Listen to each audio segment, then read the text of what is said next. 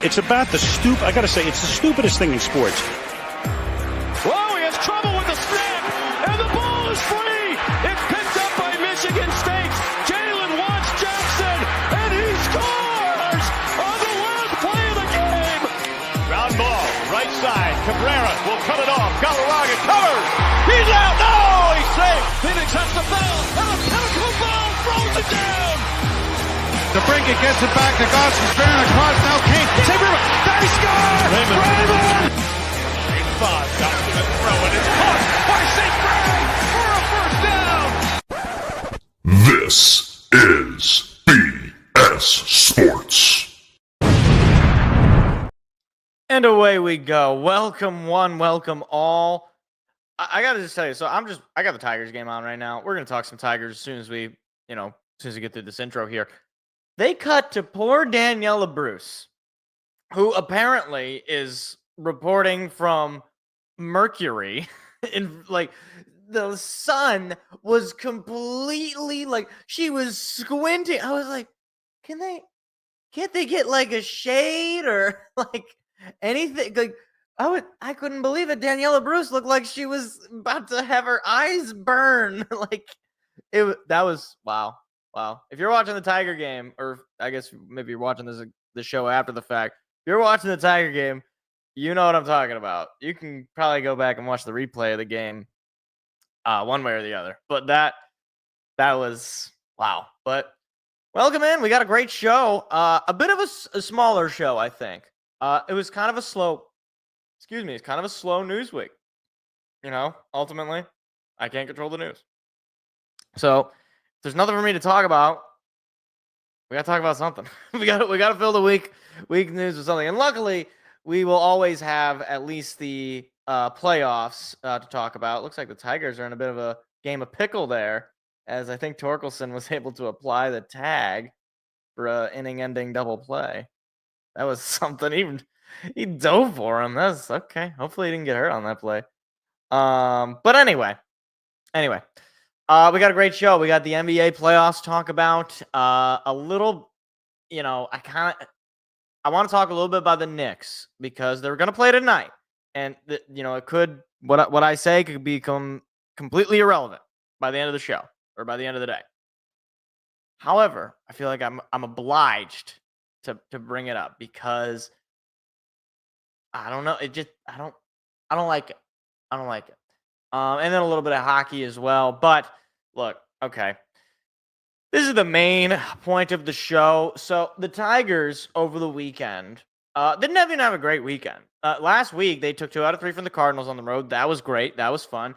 You think they're going to come home, Cleveland, a team that is below them in the division standings, below them in the overall standings. But then again, most teams are below them in the overall standings. You go into that game thinking, okay, should be easy stuff. And they lose 3 out of 4. And I was going to go into this and be like, okay, Tigers are kind of struggling a little bit here near the end of the month of May.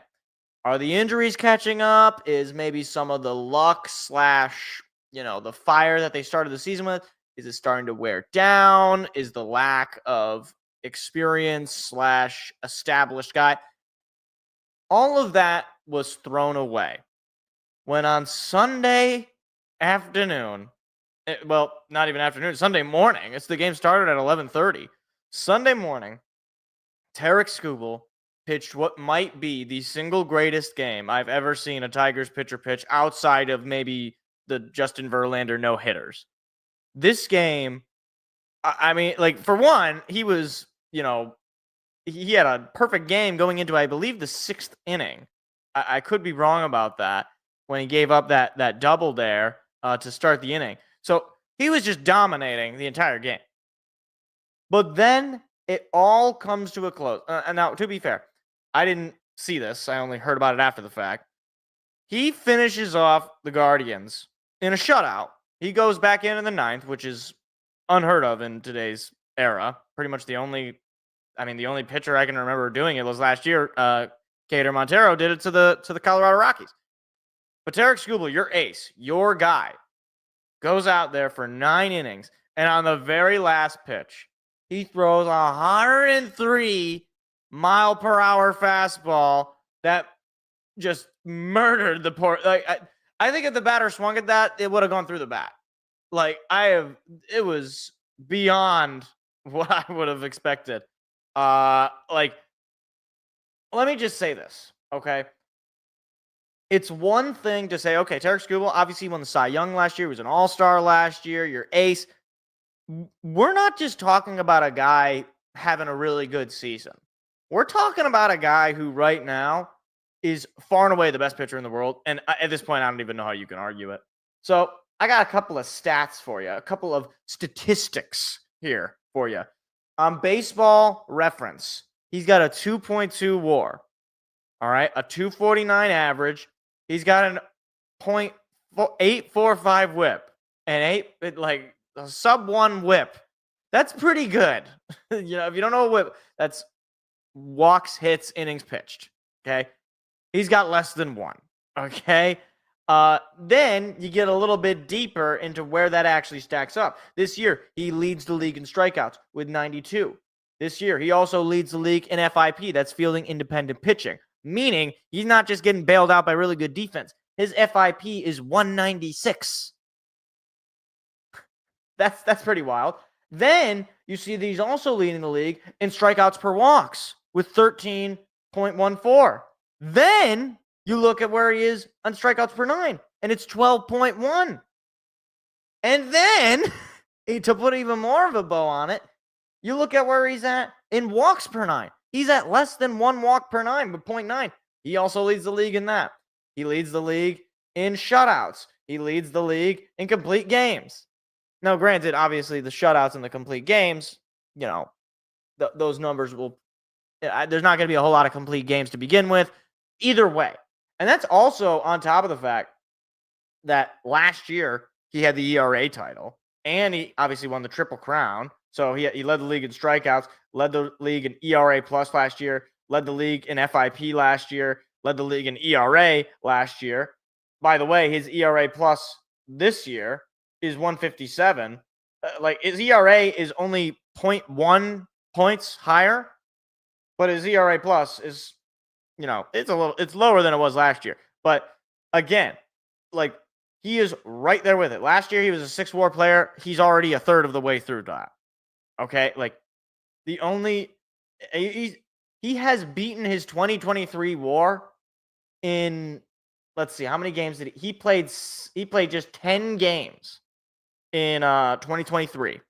Okay, he's already beaten those 10 games from 2023,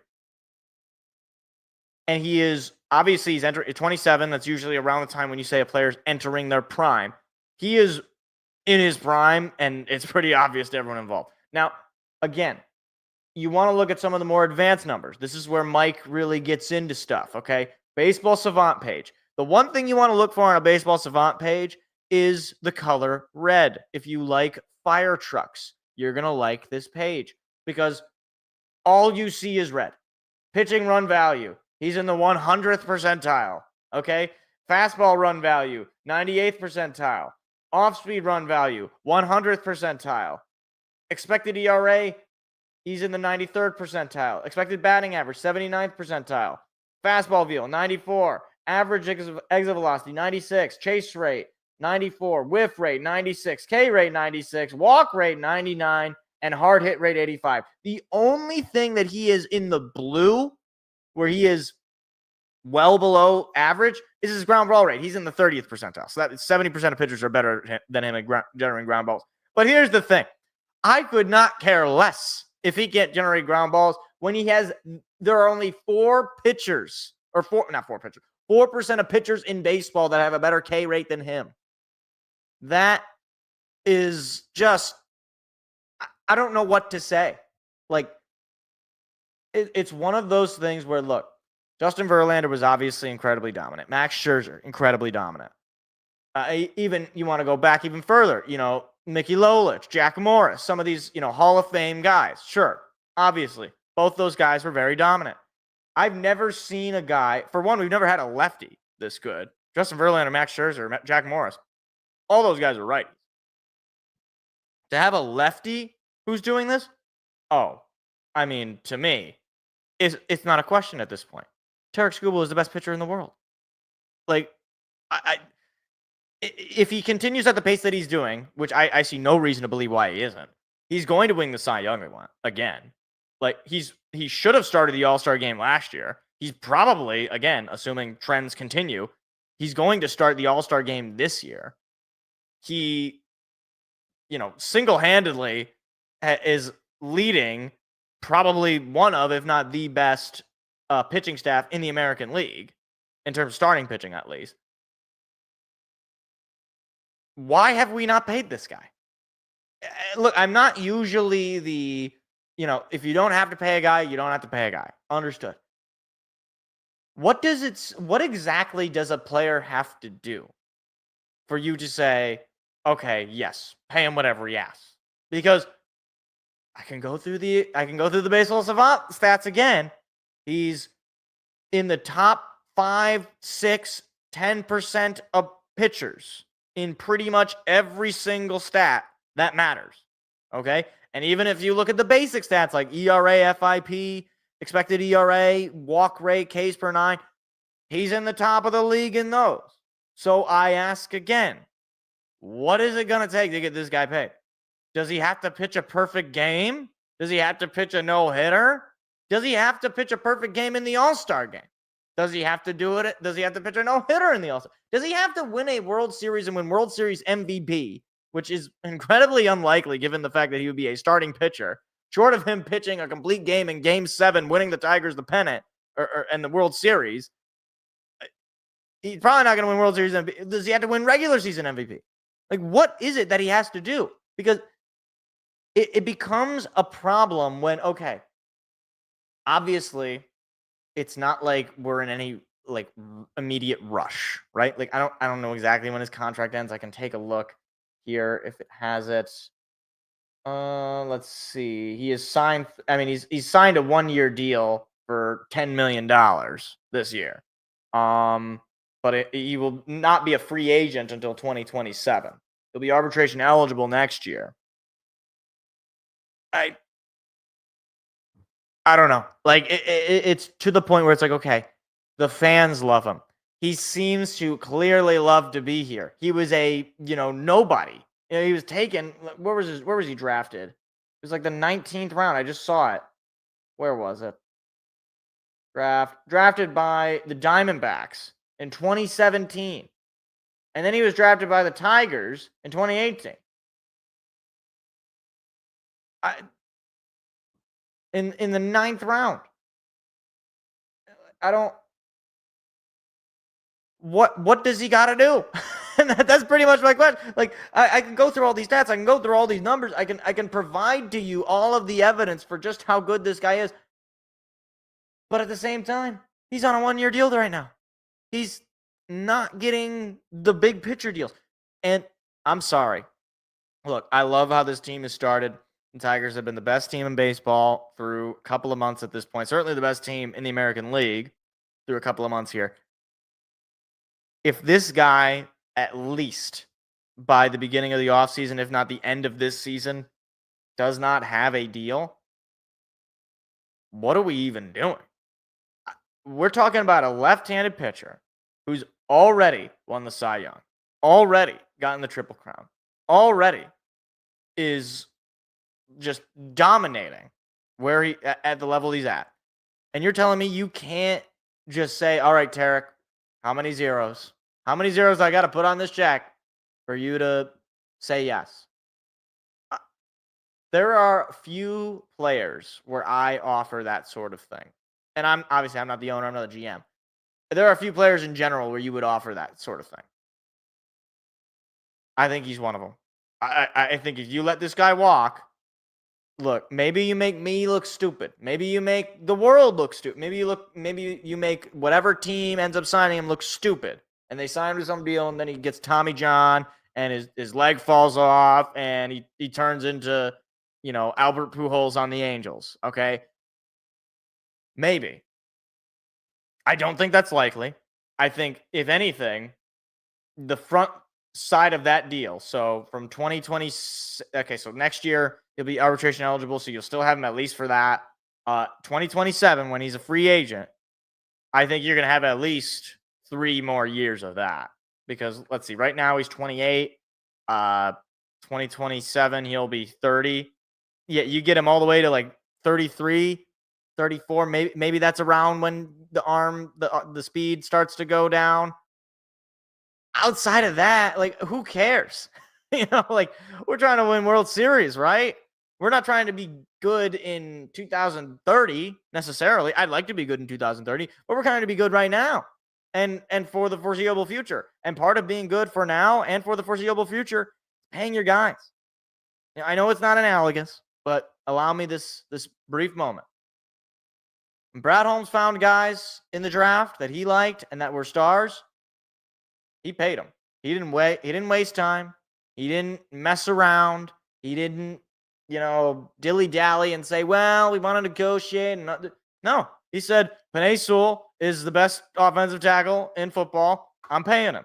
He said, Amon-Ra St. Brown is a top 5 wide receiver. I'm paying him. So in that same way, Chris Ilitch, Scott Harris, Jeff Greenberg, Tarik Skubal is the number 1 pitcher in the world. Pay him. It's that simple. If you don't want to pay the best pitcher in the world, who do you want to pay? That's what I'd like to know. Because if you aren't willing to pay him, but you were willing to pay Kenta Maeda, then we have a fundamental disagreement about who deserves to get money in this league.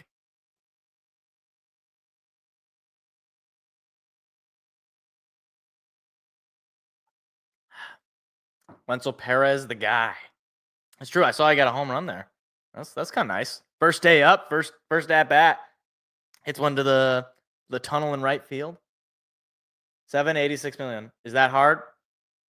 For the best pitcher in baseball, you could pay him in gold bricks. I don't care. Like, obviously, it's not my money, so it's easy for me to say. But I mean, you're gonna make your money back and then some with the value that he's already. I said that I don't know if you were listening, Detroit fan. He's already outmatched his 2023 WAR in less games. So it's not like he's slowing down, right? Like we are not even into the month of June, and he has gotten more WAR. He's won you more games than he did all of 23. And then obviously last year he had 6.4. He's already at about a third of that. And we're not even into June. It's like you have another sports franchise which makes infinite money because it's the Red Wings, and Little Caesars, which is delicious pizza. So he's got ways of making money. But look, I guess maybe this is just me. Okay. In general, as a Detroit sports fan, I do like my own guys. Like when we find guys that are ours, whether it's late round picks or free agents that didn't work out in other places, I like our own guys. Tarik Skubal is like the most our guy that we can get.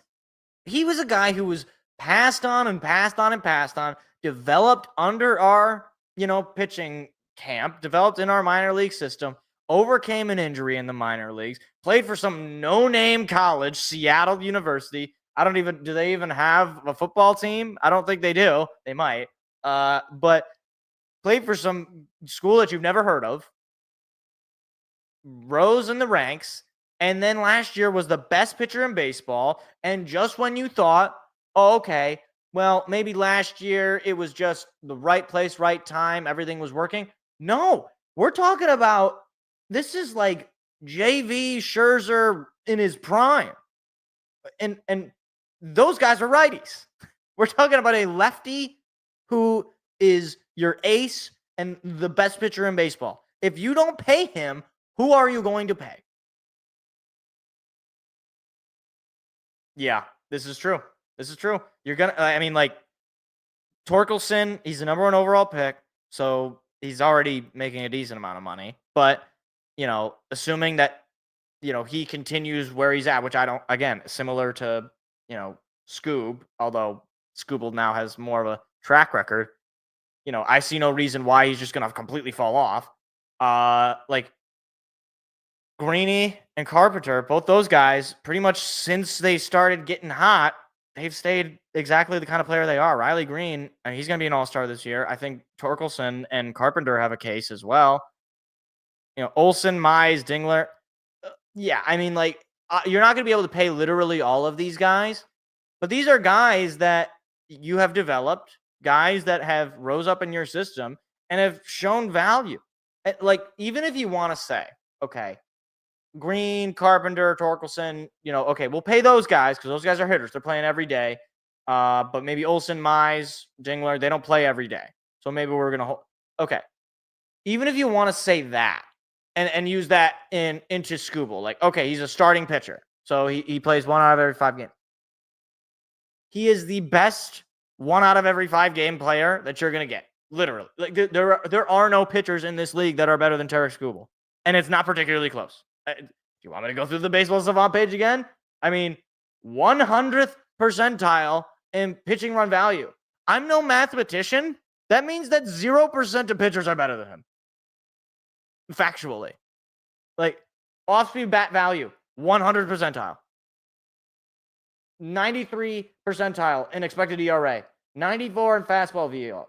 96 in average exit velo. 94 in chase rate, 96 in whiff rate. I already went through this, but I'm doing it again because this is the best guy. There is you can't say, well, we want to make sure we have money to be able to spend on other guys. This is as good as it can get.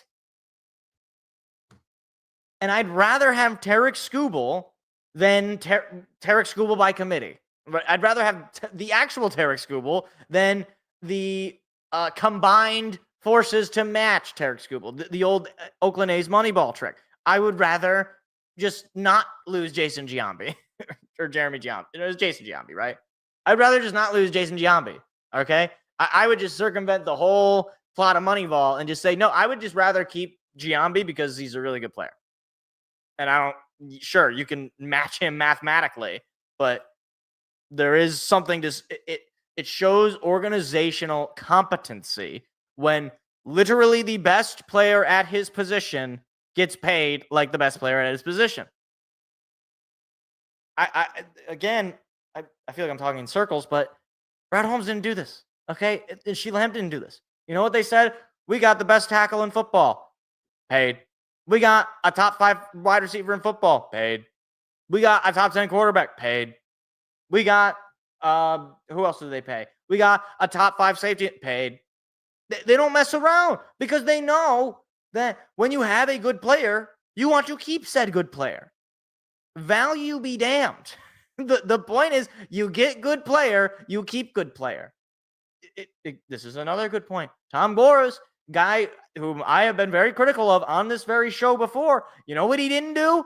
He didn't, wiggle his wee-wee around and say, I don't know if I want to pay Cade. No. He said, all right, Cade, even though to that point he'd never been an all-star, he had never been a really a top-tier superstar player. He said, okay, we got someone, paid. They don't mess around. Only Chris Ilitch does this. Right. The one thing I cannot criticize Tom Gores on is his willingness to spend money. He is willing to spend money to his own detriment sometimes, but I can't hate the guy for spending money. That just doesn't make any sense. But it's just, I guess to me, it's just the conversation about paying your guys is less about, okay, is it going to work out long term, and more about what does it actually say about you as an organization. Okay, yes, obviously at the tail end of any long-term deal, assuming that the player is not Hank Aaron, it's going to turn out bad. Miguel Cabrera is a perfect example, okay? You had to pay Miguel Cabrera. Did it work out? No. You weren't going to let him just walk. And frankly, maybe for team success, it might have been better for you to let him walk. But as an organization, you couldn't sell to your fans the corpse of Ian Kinsler and Victor Martinez. You couldn't do that. Was Victor Martinez on those teams? I think he was. You couldn't do that. Obviously, sometimes it works, sometimes it doesn't. The front end of those deals is always going to be better than the back end. Okay? Aaron Judge deal, okay? I've said this to Yankees fans before. Enjoy what you got right now, because as soon as you get to 2027, 2028, whenever, like the later end of that deal. Outfielder that's tall and lanky and runs into walls and makes diving plays.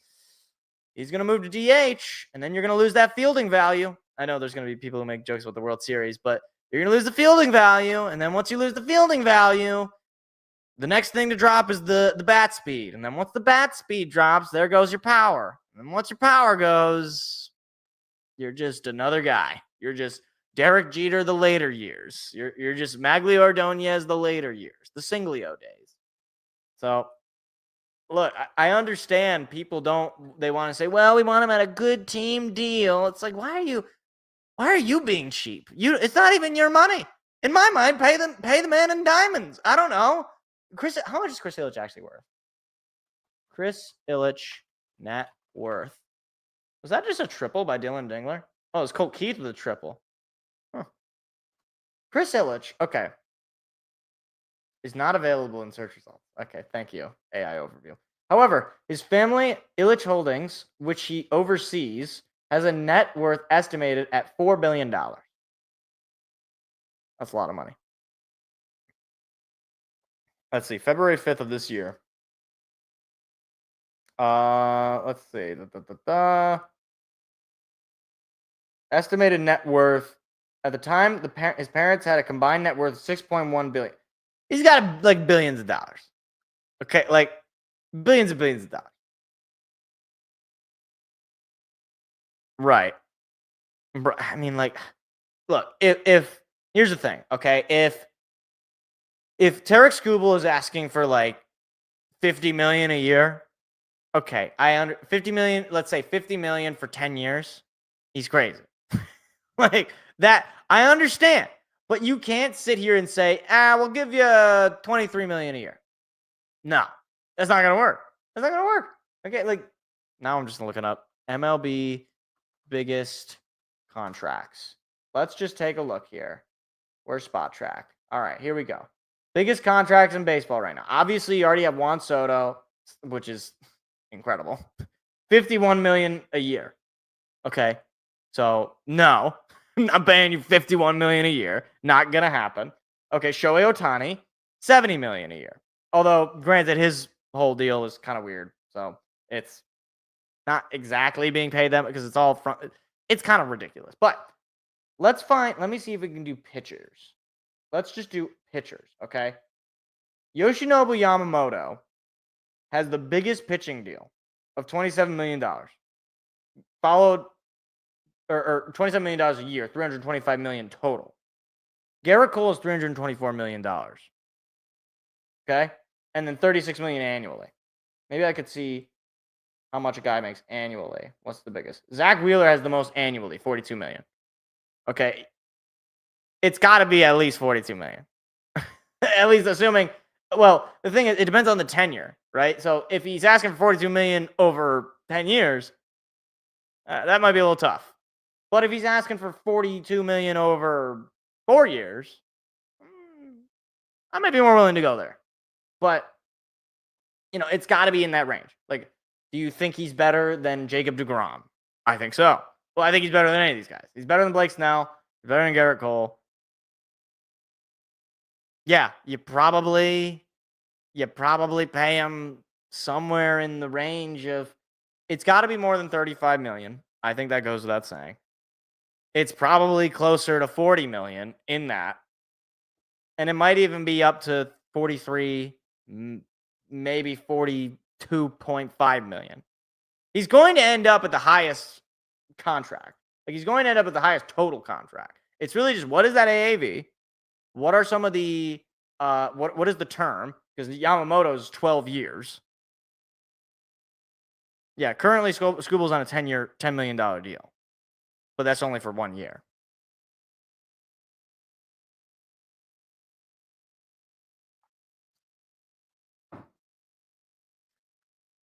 Look, and part of it is how badly does he want to stay here?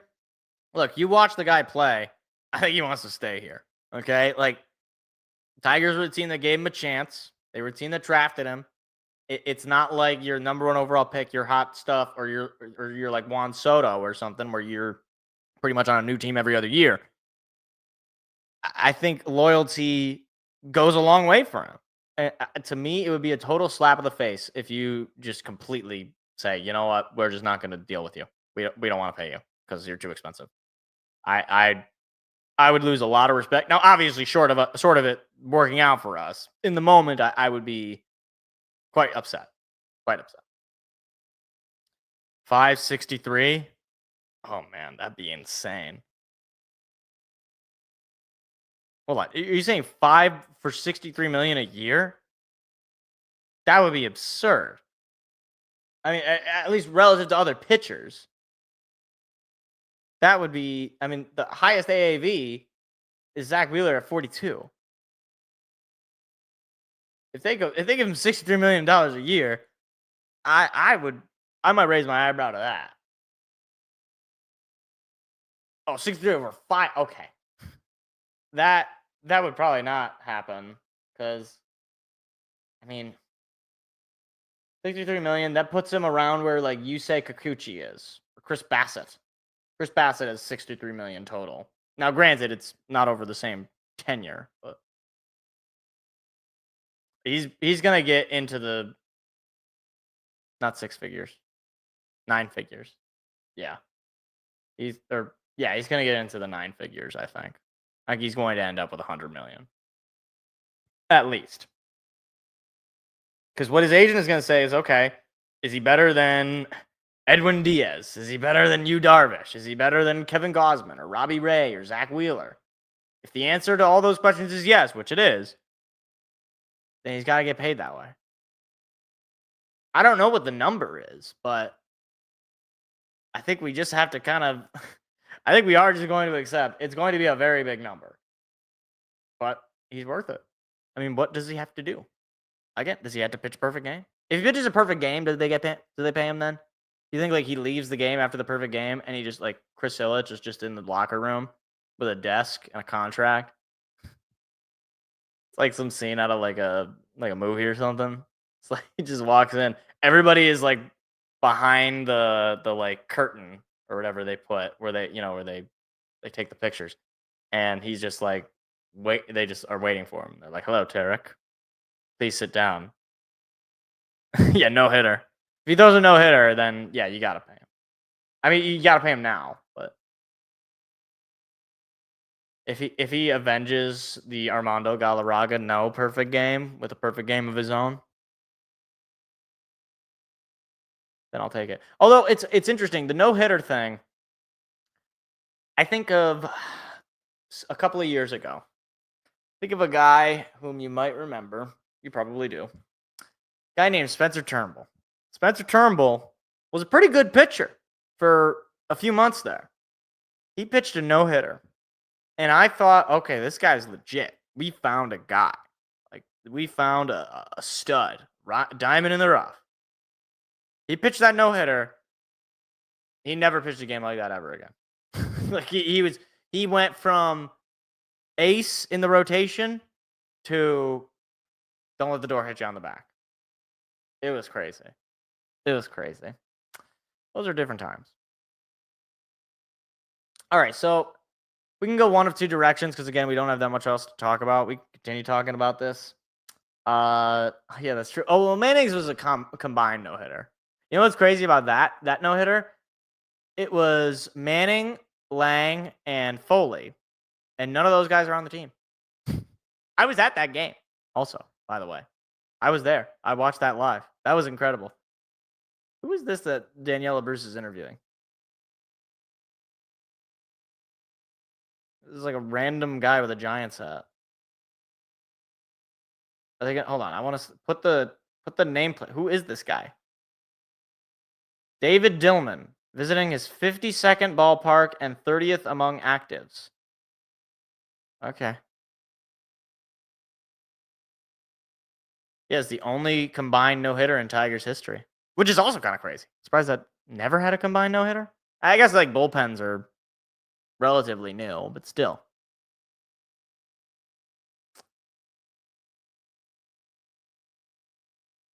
Anyway. you know what? We'll do NHL playoffs first, just because I have less to say. But all right. Look, you know, I really don't like when there's no parity in sports, like when it's just literally like the other. It's like the two. Like think of like the Warriors playing the Cavs every year. That's not my favorite time period. However, it does kind of intrigue me when we have the Oilers and the Panthers, both teams up in their series.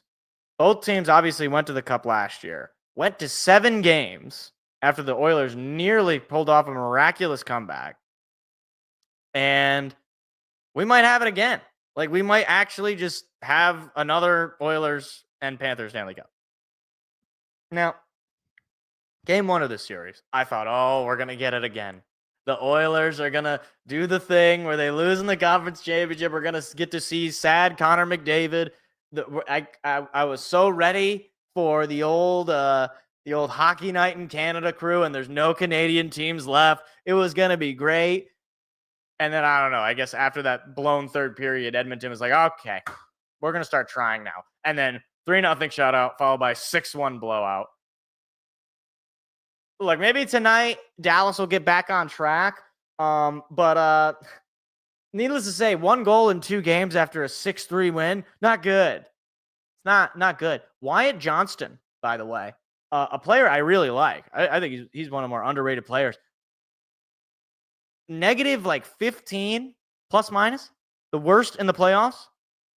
You got to be better than that. Especially like I thought going into this series, Dallas was going to be battle tested. They took out the President's Trophy winning Jets. They took out Colorado in round 1 in a 7-game set. They just look completely out of their realm compared to Edmonton, who frankly really didn't have much competition going here. Please don't remind me. Don't remind me about that. Like Edmonton, okay, they play LA, who they beat every year in the playoffs. This is the fourth straight year they've beaten the Kings. And then Vegas, look, Vegas is just sort of a shell of a really well-run organization, really respectable organization. Every year they're a cup contender, but they're going to need to do some more retooling, I think. That core of guys is it's not working out, obviously. I thought that this was going to be the moment where, okay, we're going to have 2 teams that are at least going at it. No, it's been pretty much Edmonton just murdering. Even in that first game, Edmonton was up 3-1. I mean, if it wasn't for a massive collapse in the third period, they'd be up 3-0. So, look, they got the game 4 tonight. My heart wants to say that Dallas will bounce back and they'll at least split the homestand or road trip, I should say. But it definitely is a must win. You can't be going in, okay.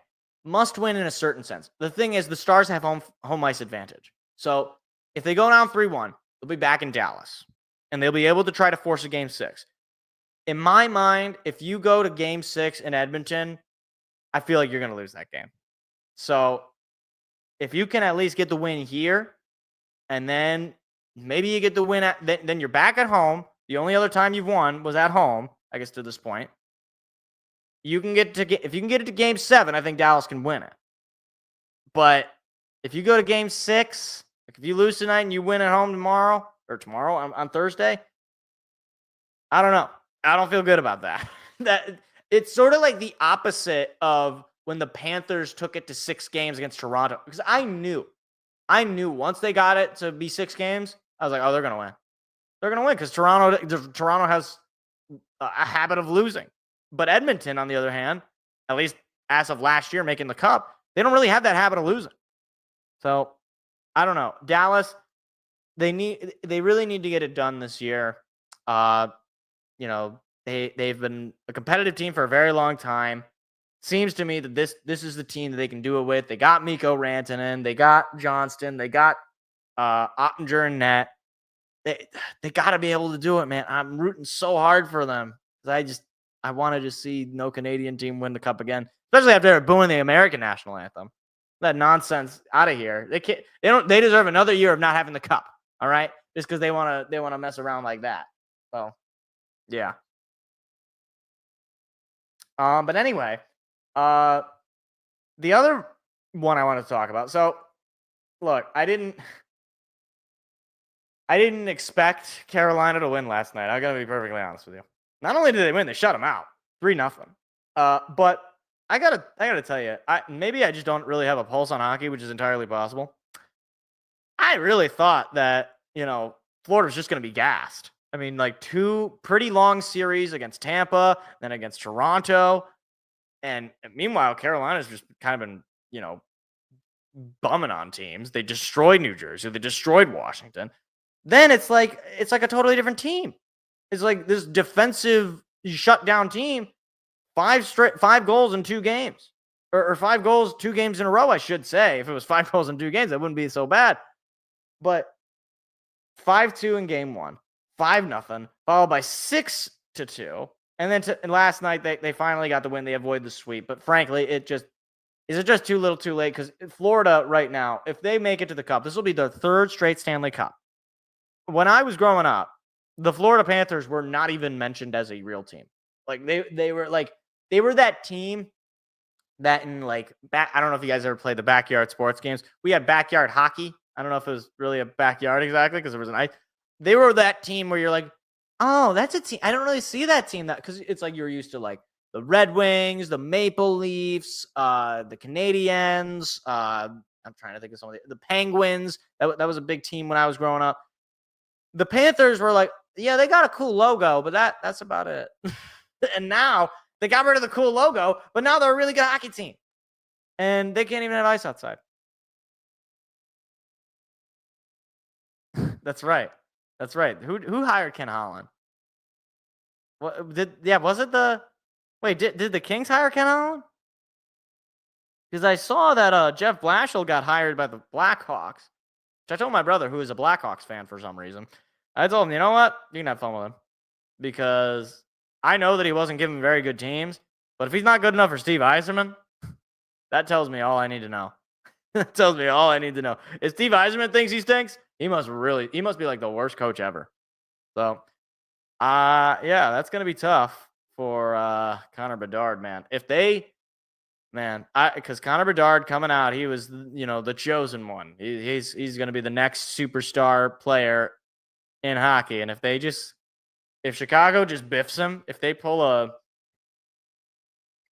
Chris Chelios, where he's just like a superstar player, and then he's like, all right, I'm out. I can't take this. You guys aren't winning with me. I got to go to a real organization. Then, I guess it's fine with me because I can't stand Chicago, but. Yeah, right. If you get replaced by Derek Lalonde, you must be terrible. Like you must be like basically like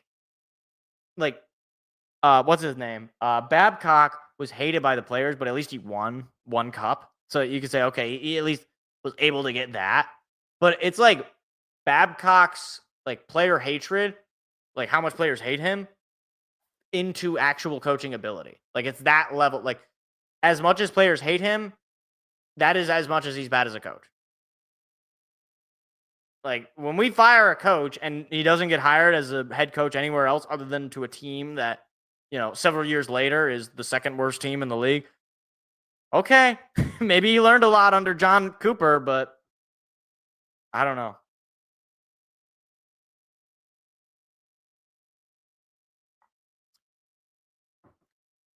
Also, here's the thing. This might seem kind of harsh because I know some people do this. Most fans do this. They'll do the old. It seems like especially in hockey. I don't know why. Maybe I see it's in other sports too. When I see the I wish him well. He sucked with us. Why would I wish him well? Like he was terrible. Like it's one of those things where it's like, by the way, Matt Patricia got hired somewhere. I hope he loses every single game. And I guess that one is one where all Lions fans, wherever he gets hired, they're like, I hate this guy. I hope he never has success. But Jeff Blashill gets hired. Red Wings fan, you would have thought they hired Scotty Bowman. Because, I'm just so happy for him. I'm happy for Blashill. He was always such a nice guy. I'm sure all of these coaches are nice guys. Maybe if you met them. I don't think they're like total jerks. But come on. Like the guy sucked. Okay. He wasn't good. And you could say it's a roster. You could say whatever. All right. The fact is, players didn't get better under him. He didn't move the needle. He was a dead man walking. Agreed. But clearly nobody else in the NHL really valued him that highly. Anyway. And that's my rant. In my mind, if a player walks or if a coach leaves, why am I wishing them well? I want them to be bad. I want them to only have been good because they were on my team. Like, I want Ben Johnson to be the worst head coach ever. I want him to come crawling back to being our offensive coordinator, assuming that John Morton is not better, which I would say is probably the case. Like, I want Aaron Glenn to, well, actually, I kind of like Aaron Glenn as a person, but, I hope he's not good as a head coach. Although, honestly, I think he will be pretty good as a head coach. Here's my hot take. I think he might be better as a head coach than Ben Johnson. And that's primarily and entirely because of personality type. Ben Johnson's a very smart guy. He knows offense as well. I don't think he's like a rally guy. Like, if his genius isn't showing, like if the talent isn't there, or if things just aren't, like players are just not connecting with him, that's tough. That's hard to take over, right? You have to be a Kyle Shanahan level genius. And even that's starting to wear thin as well. Yeah, right. Ben Johnson is in Chicago. Fair. But even if, let's say Ben Johnson went to Carolina. I mean, I don't think that was even an opening there, but let's say he went to Carolina. I mean, sure. I mean, he did a lot of good, but I'd rather him just not be a good head coach. Whenever we play him, I hope we beat him by 100. This whole wish him well, you don't really wish him well, because if you did, you'd be happy if he beat you. I don't know. Maybe I'm the weird one. Maybe I'm the weird. I don't like. It's kind of like Matt Patricia at Ohio State. That's true. That's right. I forgot about that. Oh my gosh, that's right. Wow. How does that guy keep getting jobs? I mean, I guess college is kind of a downgrade. But man, you know what? How about we do that? This could be a topic. Who is the coach that you just never wanted to see succeed? Like you just, whether it was, or a coach or player that left your team, that when they left, you wanted to see this person just completely fizzle out. I'll give you a couple, okay? One of them was Jamal Williams, okay? And I loved Jamal when he was here. But when he walked, I was like, okay, you're going to, and then he kind of said he felt disrespect. I was like, oh, is that how it is? Okay. And then I saw him just slowly deteriorate because he was carried by our amazing offensive line and great play calling. But, he goes to New Orleans and, that was terrible. Let me think of another one. Oh, here's another one. Eduardo Rodriguez. There were all these people. I remember when he forced his, well, here's the thing. I think it started with, okay, we couldn't trade him. So, all right, maybe we'll just keep him. Then he leaves, inevitably, of course. And the reason we couldn't trade him is because he didn't want to go to a West Coast team. And man, talk about what ifs. I want to know someday what that trade actually was. And I'm sure maybe at some point Scott Harris will, give us exactly what we want and tell us exactly what the trade deal was supposed to be. I would love to know what that is, because, man, could you imagine where the stage of the team would be if we did actually get that? Because that's the one massive gaffe in his. And honestly, who knows if it was even on him. Anyway, I remember it's like, oh, I don't want to go to a West Coast team. And then what does he do? He signs with Arizona. I said, oh, okay. You want to sign with Arizona, the West Coast team. Okay. I hope you're terrible. And guess what? He's been terrible. And I love it. I think it's great. I'm so happy about it. These are some good ones. Monty Williams. I already mentioned Matt Patricia. Ben Johnson. That's the most recent one. Monty Williams. See, Monty Williams is just kind of sad. is like I guess I didn't like him, and it was more just like, okay, like you took the money, just leave. Like it just like it's kind of like I don't know. He's like just like a homeless guy. It's like I mean I don't want to be friends with him. He's a homeless guy, and I don't know. He's like you don't know what he's gonna do. But also like okay, I just kind of feel sorry for you. You need to like I don't know, get help. Be anywhere other than here. I just don't want to look at your face. Trying to think of others. Who are some other like classic ones that left our team? I guess a little bit Tyler Bertuzzi for the Red Wings. Not too much, but like enough to where I was like, okay, I don't want to hear from you. Like he's doing the original. He's just trying to get on every original 16, which I respect. Mel Tucker, but yeah, I mean, Mel Tucker was like, it's so funny too because Mel Tucker was also the last time that Michigan State football was actually fun. So hopefully that's not the case. But yeah, that was Mel Tucker is just like embarrassing. Like anytime his name comes up, it's like we don't get to talk about K9. We don't get to talk about the Peach Bowl. No, we just got to talk about a man masturbating on the phone with a sex ed person, basically, with the sexual assault advocate. You could have done, I mean, like, you should, in general, this is my advice to all the young men, and all men in general out there. In general, it's a bad idea to masturbate over the phone. In general. There's pretty much, there is no ever circumstance where that's okay. Don't do that. Just don't, I don't care if she's consenting, quote unquote. Don't do it. It's disgusting. Don't do that.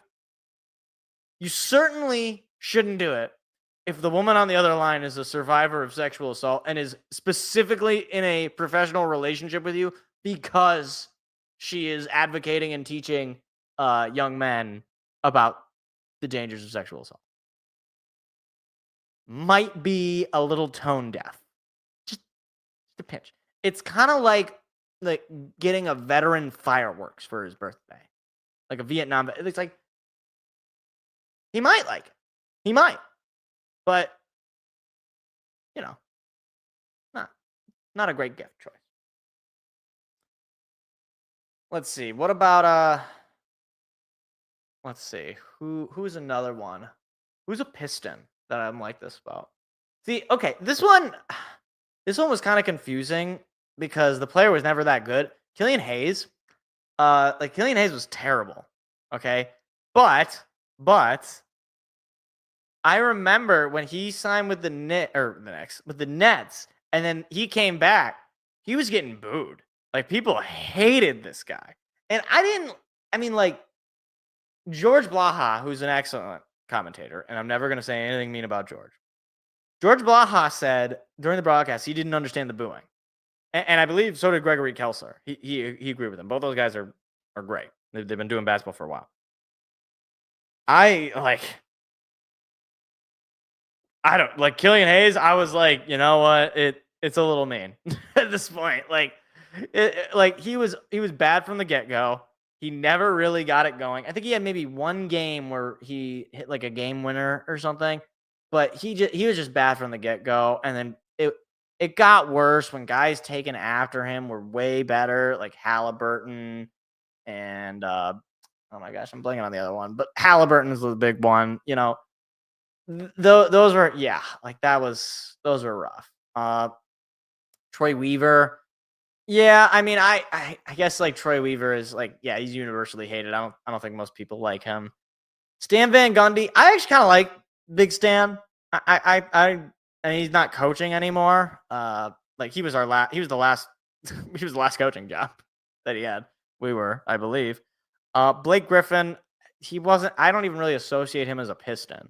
Like he's a Clipper in my mind, and like his Pistons time is just so weird. Like it still doesn't even feel real that he was playing for the Pistons and that he brought them to the playoffs. That's just weird.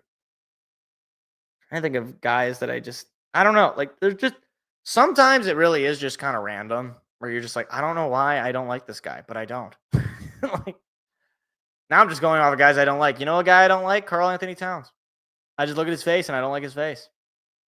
Caleb Williams. I look at his face. Don't like his face. Something about his face. I can't explain. It's not personal. Like, I'm sure if I met Karl Anthony Towns or Caleb Williams, I'd probably be like asking them about I'd be like, hey, what's it like to play for the Knicks? Or,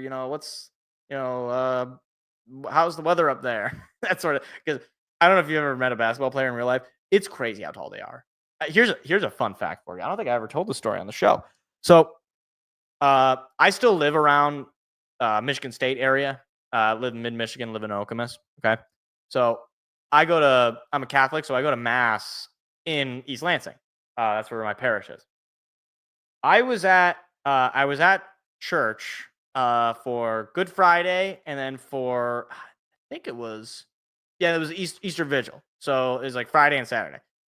On Good Friday, I'm like sitting in my pew or whatever, and I look over, I'm like this giant. I was like, who let in the Nephilim? Like, who let in this this ginormous human being?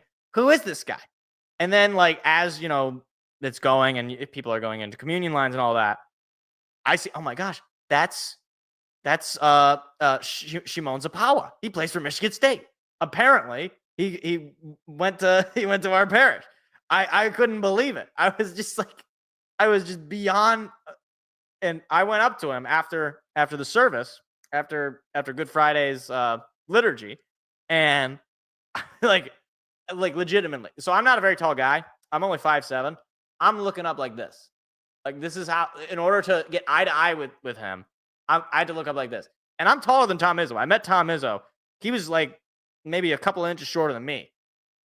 And like, this guy was a giant. Okay. So all I'm saying is, any basketball player you ever meet, it doesn't matter how short you think they are on TV. Like Allen Iverson, how tall is Allen Iverson? I guarantee you he's like way taller than me. Well, obviously. Allen Iverson, he is 6 foot. So he's 5 inches taller than me, which is pretty small for a basketball player, but still pretty tall, relatively. That's my story about meeting tall people. Allen Iverson. See, Allen Iverson was like, it's similar to Blake Griffin. Was like, that whole tenure was just weird. Yeah, 7. Yeah, how tall is Shimon? Shimon Zapawa. He is, according to Michigan State Athletics, the website, he's 7 foot straight up. Crazy. You don't understand how tall these people are. I'm telling you. Like, also, by the way, I think I just saw the Dodgers. The Giants manager just had like a feud with the home plate umpire. Did he get thrown out of the game or something? I don't know what happened. He was just taking it to him. But anyway, you don't understand how tall these people are. Like, it's, you can say, oh, he's 7 foot or he's 6'10", whatever. You don't understand what that actually means. Like, you see these people, and it's like they're another species. Like, it's like you're talking to a foreign deity, like some sort of being from outer space, basically. It's crazy. It's crazy. I'd never met somebody that tall. Like, I guarantee, if I met Victor Wembanyama, I know he's the alien. That's his nickname. I actually might think he was an alien, because how tall is my apartment? I don't know exactly how high up it goes. He'd be like near the top, which is insane to me. It's crazy. And I know a decent amount of tall people. That's a nice hit from Riley Green. That's gonna go all the way to the corner. That's double. That's a double. Like, I got some tall friends. I got a friend of mine who's getting married. It's over 6 foot tall, or at least 6 foot tall. But 7 foot, it's like another universe. I'm telling you. Anyway, speaking of 7 foot, let's talk about the NBA playoffs. This has been a fun show. We haven't really talked that. We've just been kind of yapping. We haven't talked that much sports news. Let's talk a little bit about the NBA playoffs. So, Indiana steals a couple of games from the Mecca. All right, they got a chance. They're up 20 points at home. They got a chance to go up 3-0, and they blow it.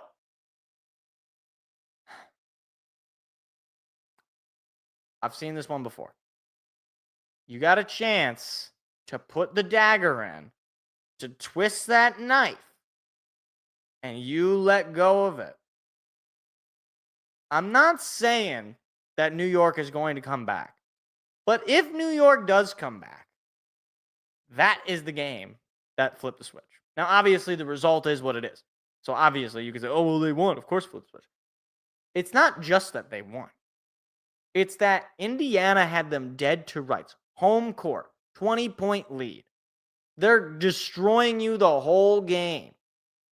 And you let them sneak back in. You had an opportunity to win it either way. You didn't take that opportunity. You weren't able to have success.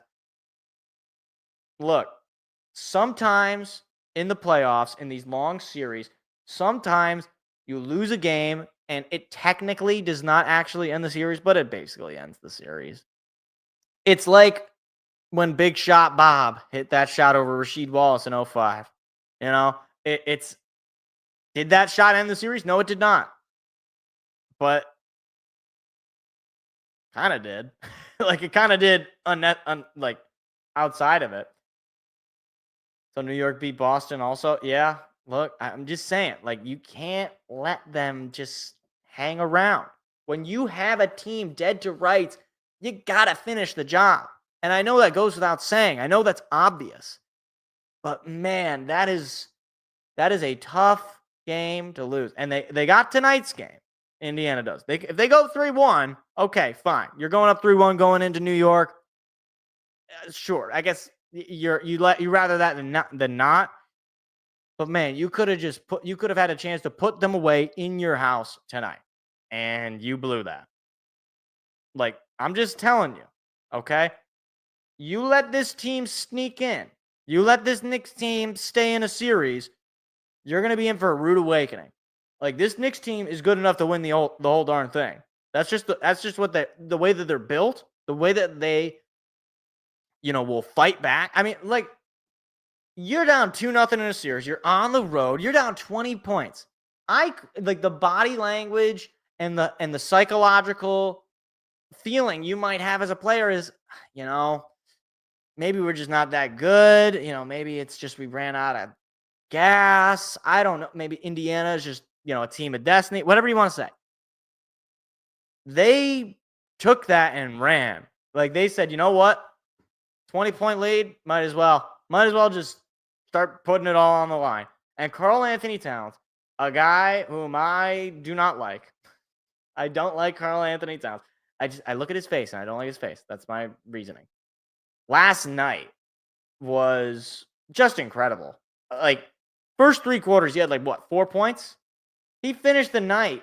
Let me see. Here's the box score. He finished the night with 24 points. Through the first 3 quarters, I think he had 4 points. Something like that. And again, you can't let a player like him get hot. Because I don't know what it is. Like, obviously, it didn't work out for him in Minnesota. But it seems like it's working out decently well for him in New York. And I said going into this season, because of the moves that New York made, I really like the trade for Karl Anthony Towns that they made with Minnesota. I thought it was kind of a win-win trade, which is funny because both those teams are in the conference finals. So it seems to have worked out for both of them. New York went all in, and they're now on the precipice. Obviously, they still got to make a comeback in this series, but they're on a precipice of being able to be a championship team. So, yeah, obviously, people will say if they lose this series, oh, well, they shouldn't have given up that much. Whatever, man. like they're 3 wins away from an NBA championship berth. You can't get much better than that. Short of you actually just winning it, I guess. Now, on the other side of the earth. Yeah, I guess of the earth. No, not really. Of the country. Oklahoma City takes a 3-1 lead. Last night, they get the job done. It was a close win, but I don't know. The close win, but this series just never really has felt all that close. Obviously, it's up 3-1. Game 1, they just destroyed Minnesota. Game 2, they beat Minnesota, but they didn't really destroy them. Then game 3, Minnesota just comes in and they're just like murder, death, blood, hate, and just destroyed Oklahoma State. I don't know if maybe it was just home court advantage and they just wanted to be able to put on a show for their fans. And then, last night it just didn't seem like they could ever quite get over that hump. Or they're playing them pretty close, but they just couldn't get it done. Look, I think it goes without saying, but Shai Gilgeous-Alexander, man, what this player singularly does for this Thunder team is just unmatched. He's one of the best. I mean, he's the MVP. So obviously, I don't need to tell you how good he is. But in this series alone, he's averaging 30 points. He averaged 30 points, I believe, this season on the year. What are we supposed to say? He's just really good. Okay? He's just out of this world. And plus, they're shooting 47% from the field as a team, 37% from 3, 81% from the line. They're just really good. Okay? They're just really good. And even, you look at the team that Oklahoma City has outside of Shai. Jalen Williams? Chet? Like, those are the guys that you're going to? Alex Caruso? Like, I don't really think that any other guy, like the rest of this team is really not all that deep. Like, or I shouldn't say it's not deep. There's no other superstar, guy that you can point to, really. Like, Alex Caruso, the headband king, is he the next most popular player? Jalen Williams, maybe? Chet? On the other end of it, I mean, I guess similar, you have Anthony Edwards on the other end, who's playing really well. Julius Randle as well. Not as well, but still a very, very well-known player. Rudy Gobert. He goes without saying. Seems like there's more known players, I think, on Minnesota than on Oklahoma City, but I don't know. It's like people don't really you don't put this Oklahoma City team in the same echelon as like the Golden State Warriors of the 2010s or the 90s Bulls, but they're just dominating teams like those teams. And is Shai as good as Steph or as good as Michael? No, but this year it's debatable. Like this year, he's as good as they have been in their respective primes.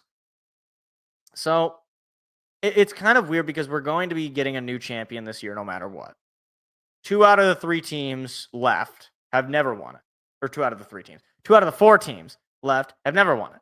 The other 2 teams haven't won it since like the 70s, and one of the 4 teams, the last time they did win it, they were playing in a different city with a different name.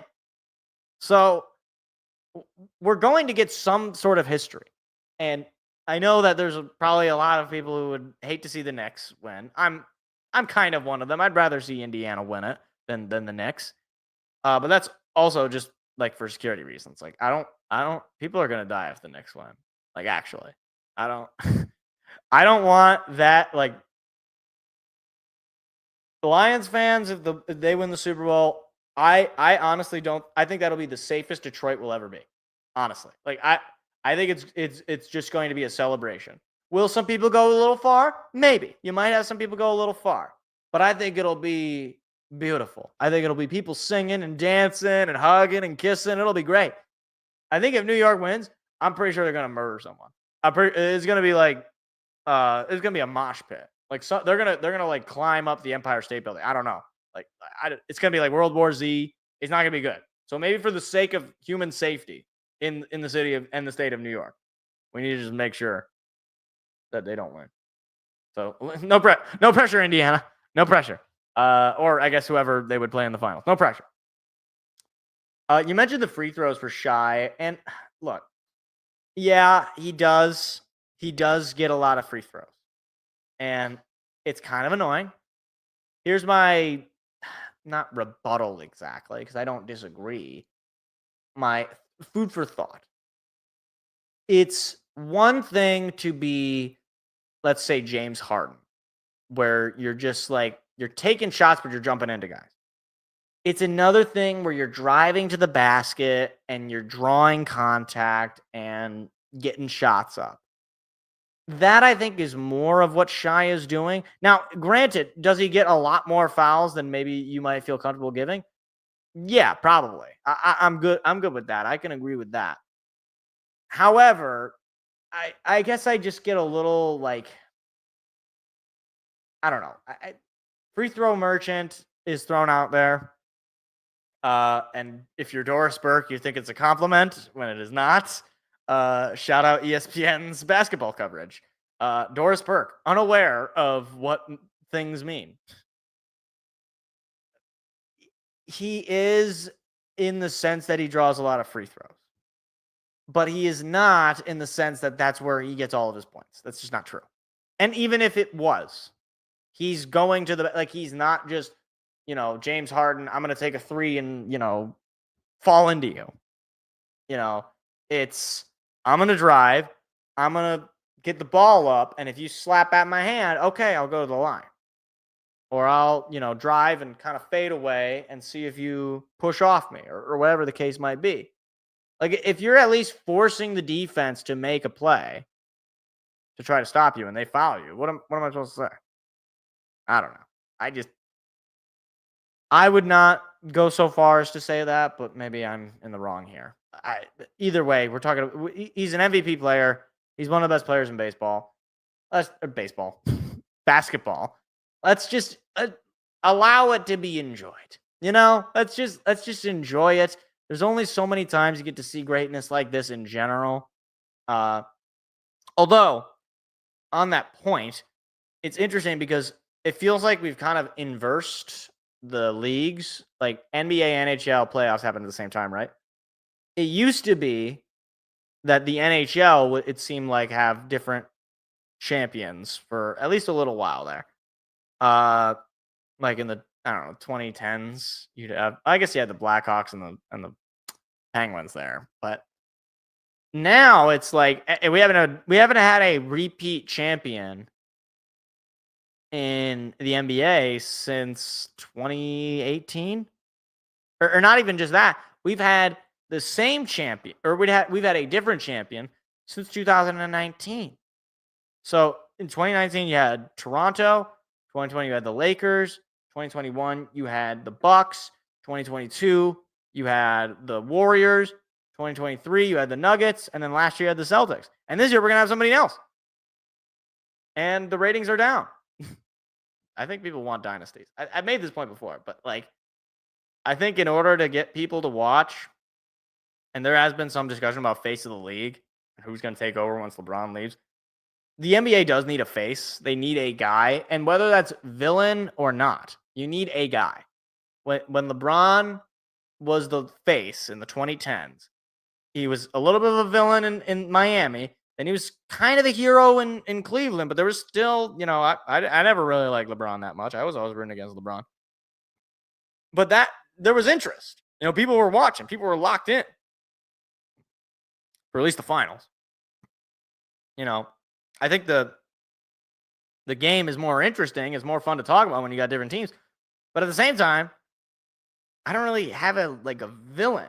Like, there's not one team or one player where I'm just like, I want anybody but him to win. And maybe we'll develop one. These things do take time. Maybe Shai will become that person. But as of right now, I don't know. NBA's in a weird spot.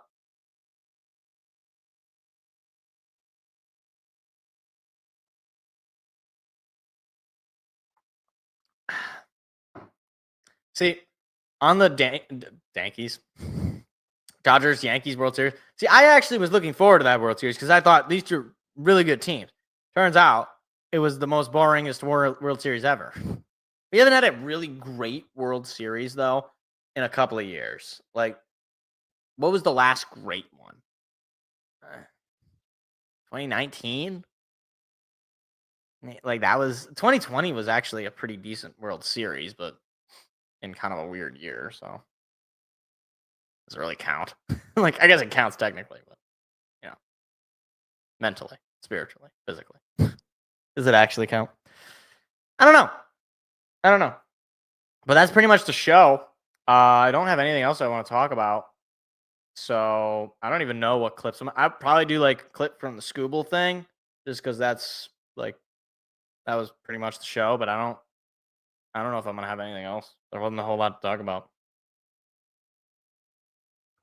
What do you want from me? Well, the slow news week. I can only do so much. I don't even know. I might not even do clips. I might not. No, I'll do a clip. The clips are usually helpful. Most people don't want to watch an hour-long show. In this case, an hour-and-a-half long show. Either way, I do appreciate you for stopping by, listening in, hanging out. We'll be back again next week. We will, at that point, know who's going to be in the championships for both the NBA and the NHL. We checking back in with the Tigers as we enter the month of June. So we'll see. That was at least a guarantee first. No, Arizona had won the World Series before. Texas hadn't won it, but Arizona had won it. It would have been their second, but first in a long time. First in like 20 years. So, yeah, completely different, but still. Either way, yeah, I will talk to you guys next week. Other than that, I don't know. Go Tigers. They got a chance to win this 3-game set here today. That'd be nice. Got a couple more outs here to go. So, all right, I'm taking off. Hope you have a great rest of your night. I'll talk to you guys next Tuesday. See ya. See you later. Goodbye. See ya.